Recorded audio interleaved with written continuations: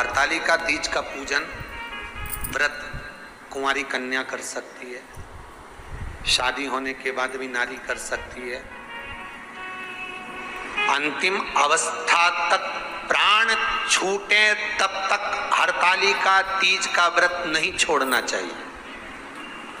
एक व्रत हमेशा याद रखो, एक एकादशी और एक हरतालिका।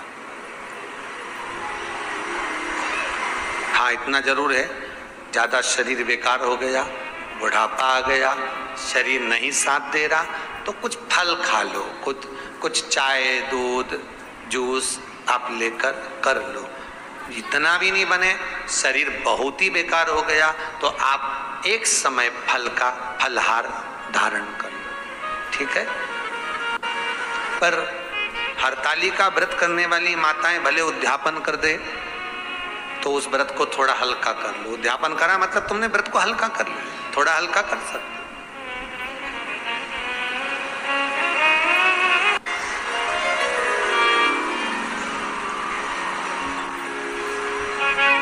हरतालिका तीज का जो व्रत का उद्यापन करते हैं उसमें 5 चीज रखते हैं ना, 5 कपड़े स्त्री के, 5 कपड़े पुरुष के, 5 तरह का अनाज, 5 तरह का फलहार, 5 तरह का फल।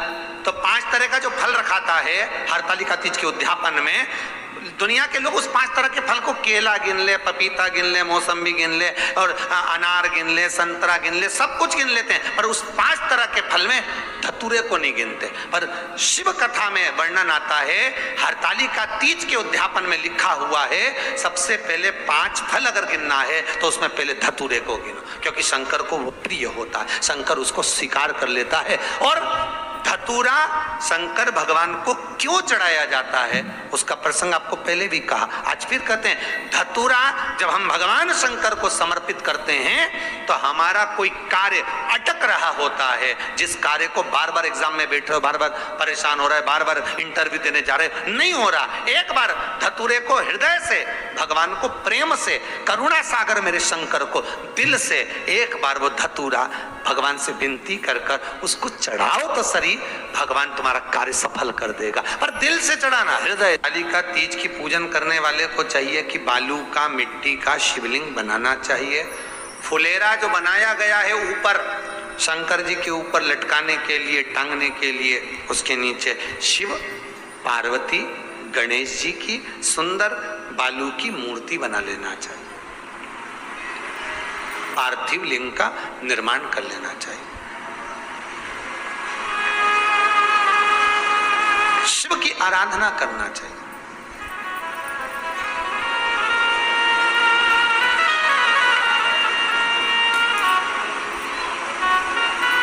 जो फल आपके पास में हो शंकर को समर्पित करना चाहिए, पूजन करना चाहिए, आराधना करो।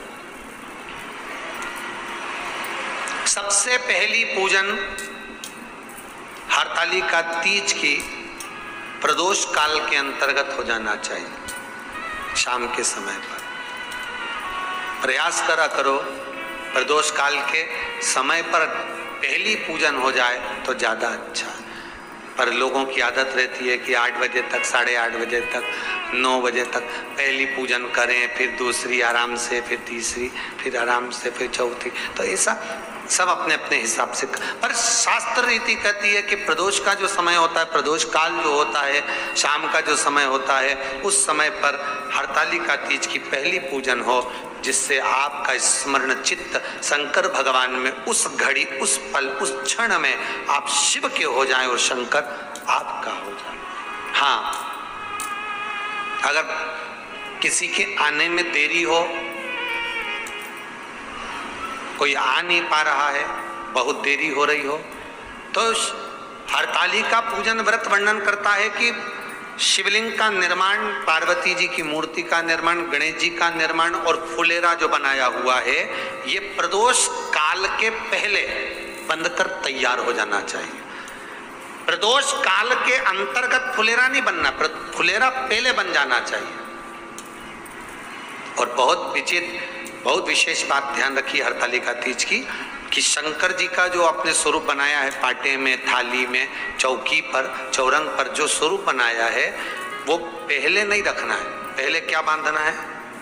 फुलेरा। पहले फुलेरा बांधिए, उसके बाद उसके नीचे शंकर जी को रखिए। कई अब जो हरतालिका तीज का पूजन करते हैं तो उनके लिए हो गया, और दूसरे के लिए भी सुन ले।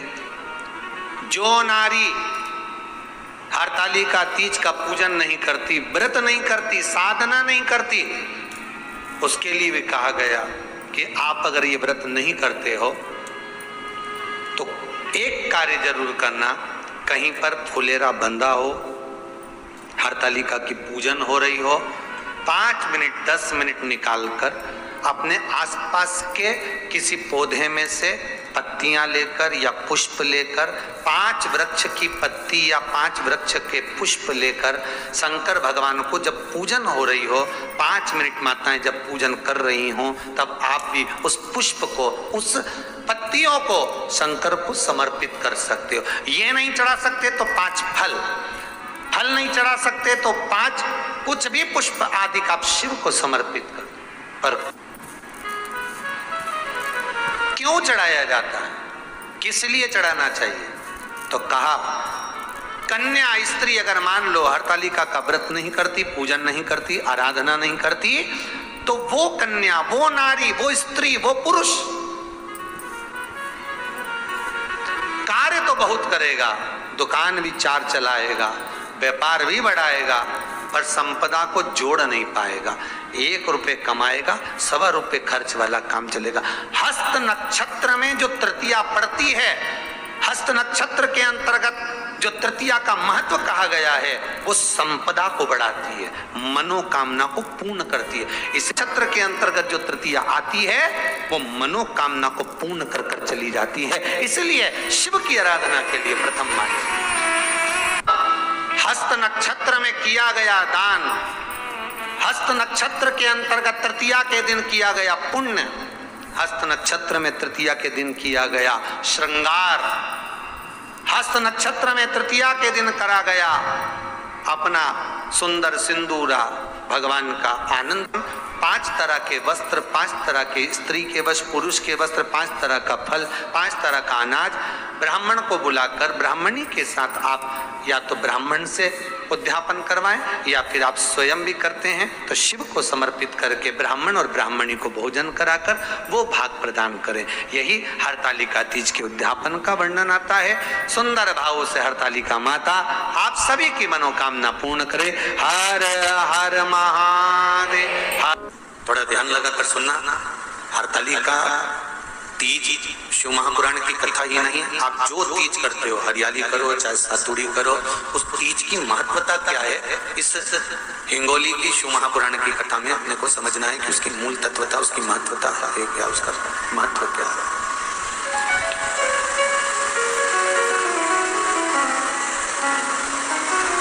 भगवान ब्रह्मा, भगवान विष्णु और भगवान शिव,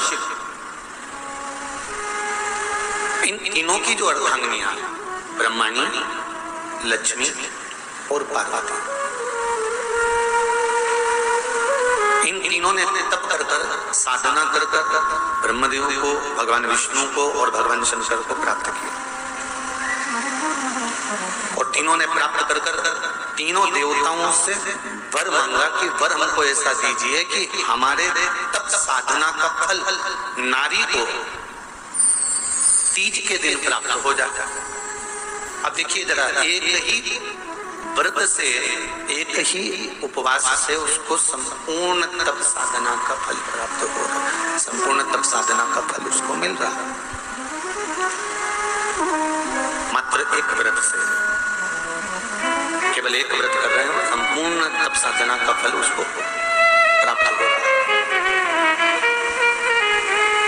ऐसा कोई व्रत, ऐसी कोई साधना, ऐसा कोई शंभो शरण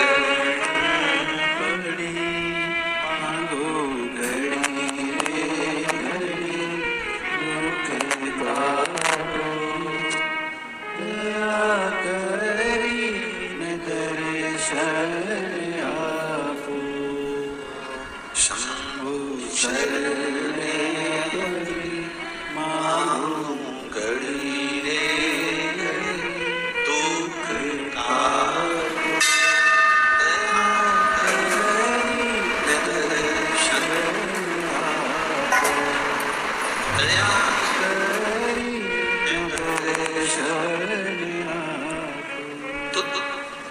ब्रह्माणी ने ब्रह्मदेव से मांगा, लक्ष्मी जी ने भगवान विष्णु से मांगा, पार्वती जी ने भगवान शिव से मांगा कि ऐसा वर दे दीजिए जिस वर से एक ही व्रत करने से संपूर्ण फल की प्राप्ति हो जाए, संपूर्ण फल मिल जाए। ऐसा एक व्रत का फल दे लीजिए, मात्र एक व्रत का। अब देखिए, हरियाली तीज करने वाली माताएं थोड़ा ध्यान से सुनना।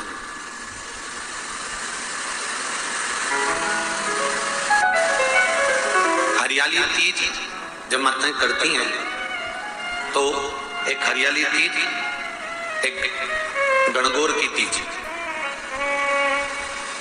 ये दो तीज के व्रत ऐसे होते हैं जिसमें जब माताएं करती हैं तो उस समय पर उमा, ब्रह्माणी और लक्ष्मी, इन तीनों की आराधना का फल उसको केवल एक व्रत से प्राप्त हो जाता है। अब देखिए दूसरा सातुड़ी तीज।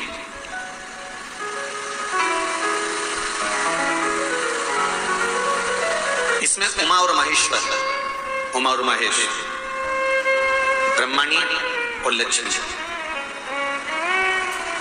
इन चार के व्रत तप का फल एक साथ सातुड़ी तीज के दिन प्राप्त हो जाता है। अब एक आती है हरतालिका तीज।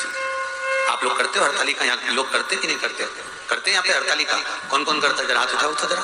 अरे सभी करते हो, रखो रखो, बहुत बढ़िया, बहुत अच्छी बात। एक आती है हरतालिका तीज।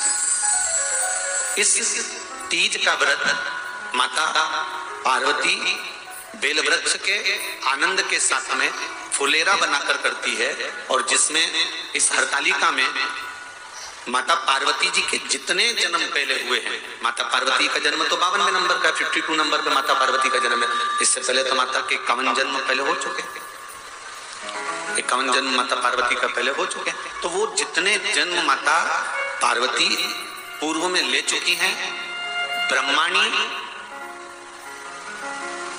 जितनी बार ब्रह्मदेव के साथ में विराजमान हो चुकी हैं, इंद्राणी जितनी बार इंद्र के साथ विराजमान हो चुकी हैं, और लक्ष्मी चाहे वो राधा के रूप में हो, चाहे वो रुक्मणी के रूप में हो, चाहे वो सतभामा के रूप में हो, चाहे वो यमुना के रूप में हो, चाहे वो गंगा के रूप में हो, जितनी बार माता लक्ष्मी ने रूप धारण करे हैं वो सब रूप में, और माता पार्वती अपने सारे रूप में, ब्रह्माणी अपने सारे रूप में, लक्ष्मी अपने सारे रूप में इस हरतालिका तीज के व्रत को करने के लिए आतुर रहती हैं। और इस व्रत को कर कर एक दिन में ही संपूर्ण विश्व का जितना तप है, साधना है, उपवास है, सबका फल एक साथ एकत्रित कर लेती हैं केवल एक व्रत में, हरतालिका तीज। अब एक बात ध्यान से सुनिएगा, सारे व्रत, आपका अगर स्वास्थ्य खराब हो गया तो आप व्रत छोड़ सकते हो। जितने भी व्रत आप लोग कर रहे हैं पूर्व के, सोमवार, मंगलवार, एकादशी, छठ, पंचमी, चतुर्थी, अगर आपका स्वास्थ्य खराब है तो आप उस व्रत को छोड़ सकते हो, सारे व्रत को छोड़ सकते हो। पर तीज का जो व्रत होता है, हरतालिका जो व्रत होता है, ये व्रत एक बार लेने के बाद जब प्राण छूटते हैं तभी ये व्रत समाप्त होता है, अन्यथा बीच में ये व्रत समाप्त नहीं। ये व्रत समाप्त होता ही नहीं। अगर शरीर से नहीं बनता कि अब हमारी अवस्था हो गई, अब शरीर से नहीं बन रहा है, तो भले एक पहर की पूजन कर कर, एक पहर का नियम धारण कर कर, एक पहर का स्मरण कर कर, एक पहर का पूजन व्रत धारण करो, और उसके बाद में भले आप थोड़ा सा जो भी आपको लेना है वो कर लो, पर इस व्रत को करना ही पड़ता है। इस व्रत का नियम ही है।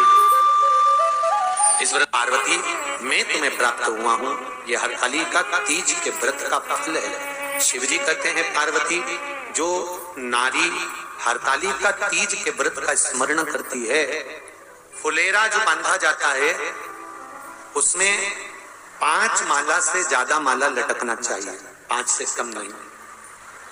कितनी? जैसे माला जो लटकाते हो वो 5 से ज्यादा होना चाहिए। 5 तो जया, विषहरा, शामलीबारी, दौतली, देव, इससे अधिक होगी चलेगा, पर इससे कम फुलेरे के अंदर माला नहीं होना चाहिए महाराज। दूसरा, फुलेरा जहां हरतालिका व्रत हो वहीं पर बांधा जाता है। हरतालिका तीज का व्रत एक ऐसा व्रत होता है जो मरते दम तक रहता है। इस व्रत को छोड़ा नहीं जाता। ये नहीं कि सियोर वाले गुरुजी ने कहा और अपन ने एक बार कर लिया और अगली बार वो व्रत गायब हो गया, ऐसा नहीं होता। हरतालिका तीज अखंड सौभाग्य के लिए, वंश वृद्धि के लिए, कार्य सिद्धि के लिए और कुंवारी कन्याएं उत्तम वर प्राप्ति के लिए, आनंद सुख के लिए करती हैं। ऐसा नहीं है कि केवल स्त्री ही करती है। जब नारी किसी कारणवश व्रत नहीं कर पाती तो पुरुष इस व्रत को धारण करते हैं। 30 अगस्त को, यही 30 तारीख को, कल 29 है, परसों 30 तारीख को हरतालिका तीज रहेगी। आप सब अपने हृदय से, मन से इस व्रत को कर कर अपने जीवन को सार्थक बनाइएगा। जो करते हैं, कितने लोग करते हो जरा हाथ उठाइए। हरतालिका तीज इतने सारे करते हो, अरे बाबा कर लो, प्रणाम प्रणाम, आपको बहुत बहुत नमन करता हूं, बहुत बहुत सारा। फुलेरा बांधते हो? नहीं, अब की बात बांधना। मंदिर में करते हो तो मंदिर में, घर में करते हो तो घर में। फुलेरा वंश की वृद्धि करता है, फुलेरा अखंड सौभाग्य देता है, फुलेरा मन की कामना को पूर्ण करता है। जो बेटियां जिनका विवाह नहीं हो रहा हो या बेटे जिनका विवाह नहीं हो रहा हो, वो 7 स्थान पर कहीं फुलेरा बंधा हो तो फोन लगाकर पूछना कहाँ बंधा है, वहां का दर्शन करने, एक फूल में हल्दी कुंकू लगाकर शिव जी को चढ़ाकर फिर वहां से जाना। 7 स्थान के फुलेरा का दर्शन अवश्य करिएगा। जो व्रत नहीं करते हैं उनसे निवेदन है, कहीं हरतालिका हो रही हो तो वहां बैठकर अगर भजन हो रहे हो तो थोड़ी देर भजन गाने चले जाना। अपने मोहल्ले में, कॉलोनी में, सोसाइटी में कहीं हरतालिका तीज का व्रत हो रहा हो तो 2-4 मिनट जाकर दर्शन जरूर करना, जिससे भोलेनाथ आपका अखंड सौभाग्य करे और आपके मन की कामना पूर्ण